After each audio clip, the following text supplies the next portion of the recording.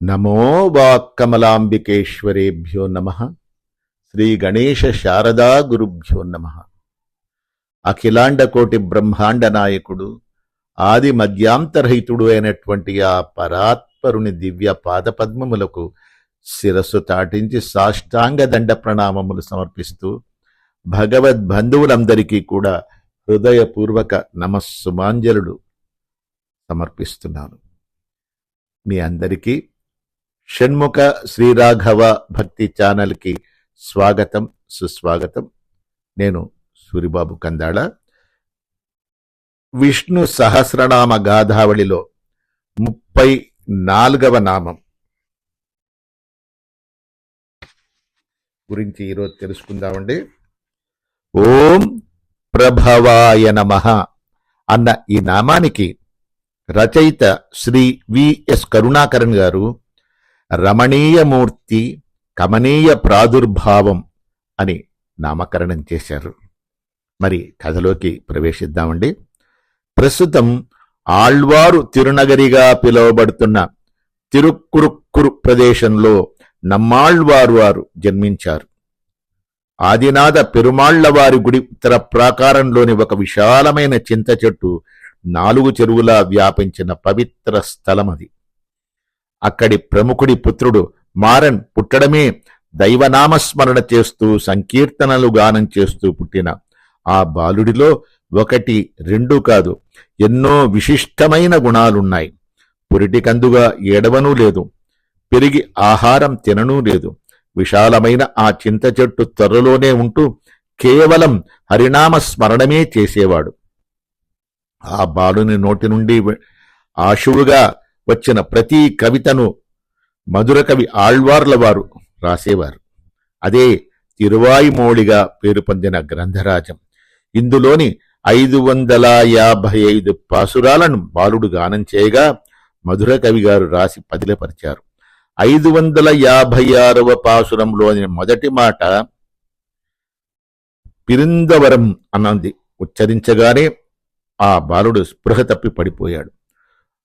మధుర కవి గారు మిగిలిన పాసురం కోసమని ఎదురు చూస్తూనే ఉన్నారు. కాని బాలుడు లౌకిక ప్రపంచంలోనికి రాలేదు. అక్కడ మెల్లిగా గుమ్ముగూడి చూస్తున్న ప్రజలకది అపస్మారమా లేక యోగ సమాధి అన్నది అర్థమవలేదు. మారన్ అదే నమ్మాళ్వారికి తిరిగి స్పృహ రావడానికి 6 నెలల కాలం పట్టింది. కృష్ణావతార విశేషాలను తన గానామృతంతో తిరిగి వినిపించడం ఆరంభించాడు.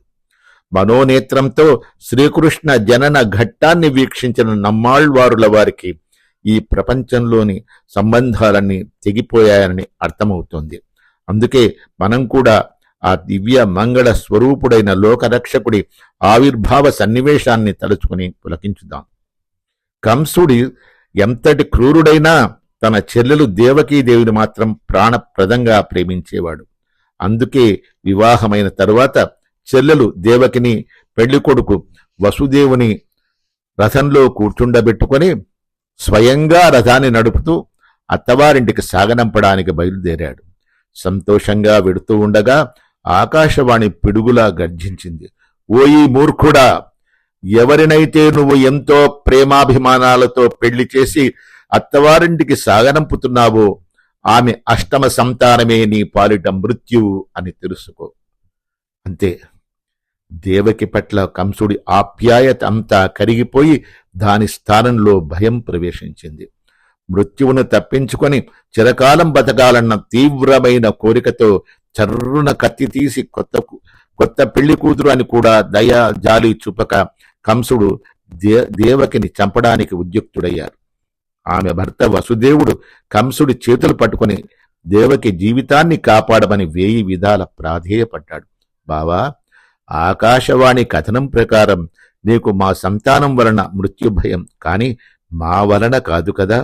పుట్టిన బిడ్డను పుట్టినట్లే నీ చేతిలో ఉంచుతానని చేతిలో చేయి వేసి ప్రమాణం చేస్తున్నాను, నన్ను నమ్ము అని వసుదేవుడు ఎంతో జాలిగా ప్రార్థిస్తే అయిష్టంగానే కంసుడు తల ఊపాడు.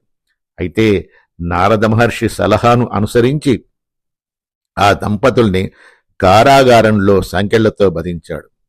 కాలక్రమాన దేవకీ వసుదేవులకు 6 పుత్రులు జన్మించడం, దుర్మార్గుడైన కంసుడు ఆ పురిటికందుల్ని తన కత్తికి బలి చేయడము జరిగిపోయింది.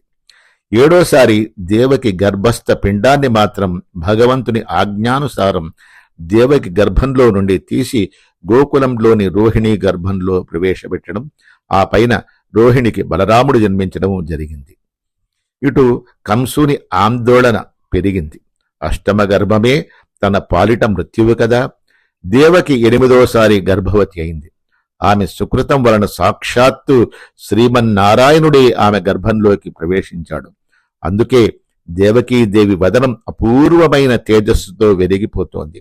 కారాగారం వైపు అడుగులు వేస్తున్న కంసుడికి ఎందుకో ఒక్కసారిగా తనను అంతమొందించేవాడు ఆవిర్భవిస్తున్నాడన్న భావం కలిగి భయంతో ఒక్క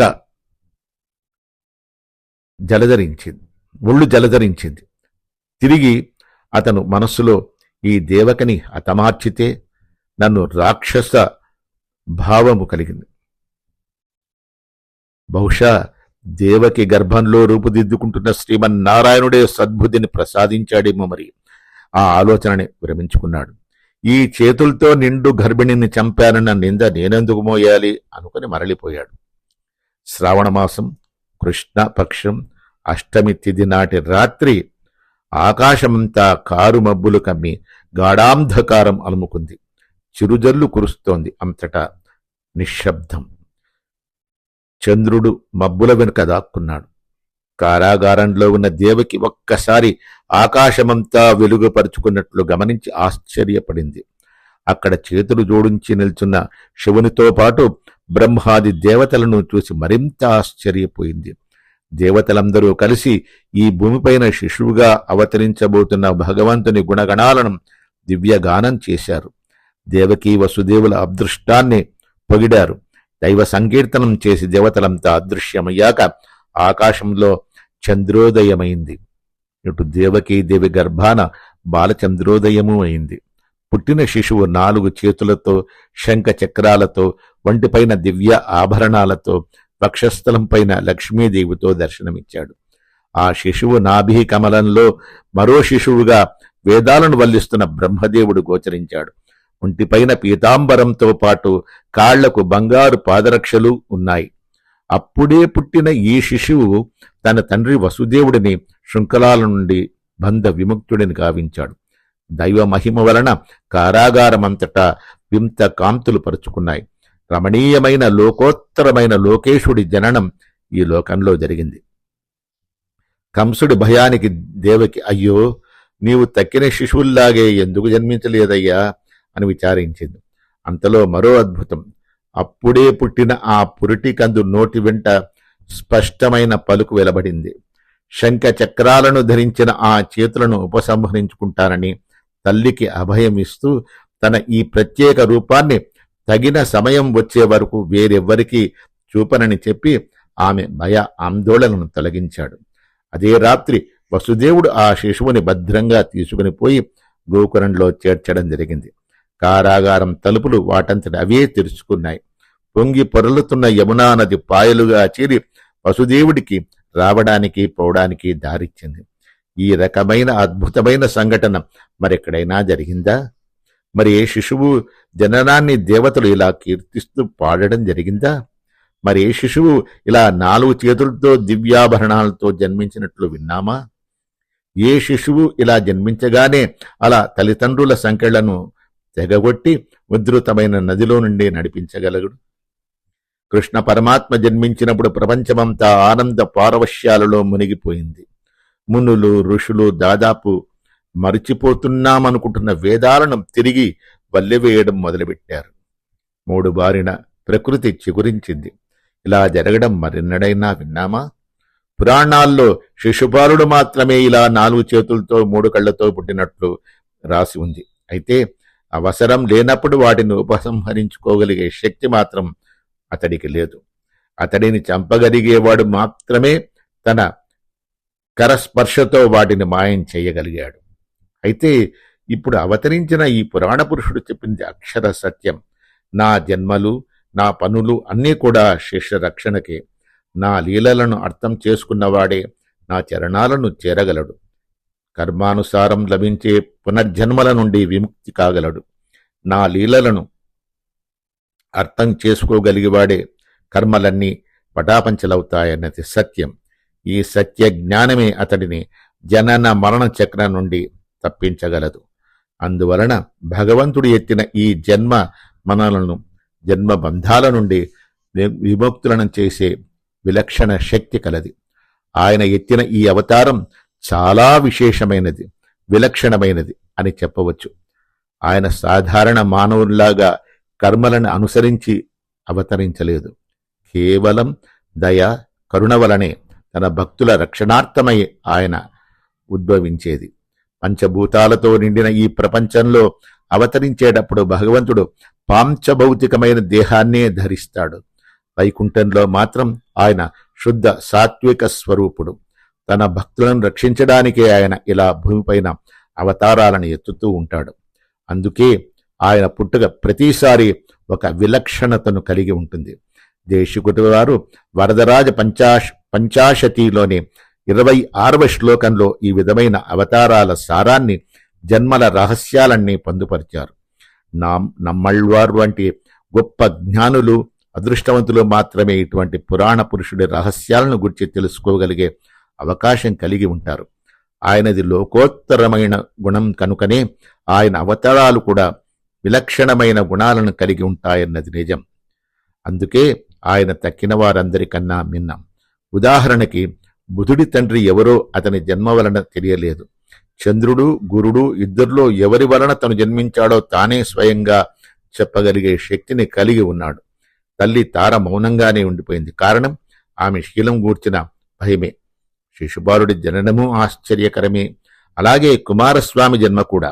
పరమశివుడి రేతస్థులో నుండి అతని ఆవిర్భావం, కృత్తికల స్తన్యం గ్రహించడానికి అతడు షడాననుడు కావడం వంటివన్నీ పరమాద్భుతాలే. వాల్మీకి మహర్షి విశ్వామిత్రుని ద్వారా ఇలా చెప్పించాడు. స్కందుడి జనన వృత్తాంతాన్ని విన్నవారు స్కంద సాయుధ్యాన్ని పొందుతారు. శ్రీమన్నారాయణుడి అవతారం ఏ విధంగా విలక్షణమైనదో భగవద్గీత చదివితే వివరంగా అర్థమవుతుంది. భగవంతుడు స్వయంగా ఇలా సెలవిచ్చాడు, తను అవతరించడం భక్తులను విముక్తులను చేయడానికేనని. అందుకే ఆయనది గొప్ప అవతారమని కీర్తిస్తాం. ఆయనది ఇలాంటి శ్రేష్టమైన అవతారం కనుకనే వేదవ్యాసుడు ప్రభవ అన్న నామంతో సంబోధించాడు. పరాశర భట్టరు వారు ప్రభవ అంటే శ్రేష్టమైన జన్మ కలవాడని చెప్పారు. ఆదిశంకరుల నుండి స్వామి చిన్మయానంద స్వామి వరకు ప్రభవ నామానికి తమ తమ రీతుల్లో వ్యుత్పత్తిని అన్వయిస్తూ అర్థం చెప్పారు. దేవాదిజన వైజాత్యాత్ ప్రకృష్టోత్పత్తిమత్వతః అవిద్యాదోష వైదూర్యాత్ ప్రభవ పరికీర్తితః.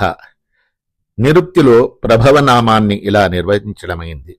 ఇహలోకంలో సుఖభోగాలను ఇచ్చి అటుపైన జన్మరాహిత్యాన్ని ప్రసాదించమని ఆయన భక్తుల మంత్రము ప్రార్థిద్దాం. విలక్షణమైన విశేషమైన శ్రేష్టమైన అవతారాలను తన భక్తుల ముక్తులను చేయడానికి ఎత్తే ప్రభువుని మనసారా ప్రభవ నామంతో స్మరిద్దాం. ఓం ప్రభవాయ నమః. ఓం ప్రభవాయ నమః. ఓం ప్రభవాయ నమః. జై శ్రీమన్నారాయణ, జై శ్రీమన్నారాయణ, జై శ్రీమన్నారాయణ, జై జై జై. జై శ్రీమన్నారాయణ, జై శ్రీమన్నారాయణ, జై శ్రీమన్నారాయణ, జై జై జై. జై శ్రీమన్నారాయణ, జై శ్రీమన్నారాయణ, జై శ్రీమన్నారాయణ, జై జై జై. జై శ్రీమన్నారాయణ.